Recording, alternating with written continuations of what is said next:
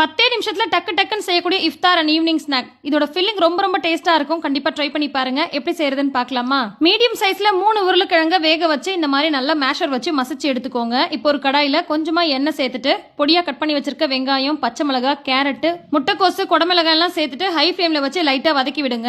இப்போ இது கூட தேவையான அளவுக்கு உப்பு, கொஞ்சம் மிளகாய் பொடி, தேவைப்பட்டா கொஞ்சமா சிக்கன் மசாலா அல்லது மட்டன் மசாலா சேர்த்துக்கோங்க. ஃபிளேவர் நல்லா இருக்கும். அதுக்கப்புறமா வேக வச்சு மசிச்சு வச்சிருந்த உருளைக்கிழங்கையும் சேர்த்துட்டு பொடியா கட் பண்ண கொத்தமல்லி தழையை தூவி இது எல்லாத்தையுமே நல்லா கலந்து விட்டுக்கோங்க. இப்ப ஃபில்லிங் ரெடியா இருக்கு. சமோசா செய்யறதுக்கான சமோசா ஷீட் நான் வீட்லயே ரெடி பண்ணி வச்சிருக்கேன். இது ஆல்ரெடி நான் வீடியோ போஸ்ட் பண்ணிருக்கேன். தேவைப்பட்டா வீடியோ போய் பாருங்க.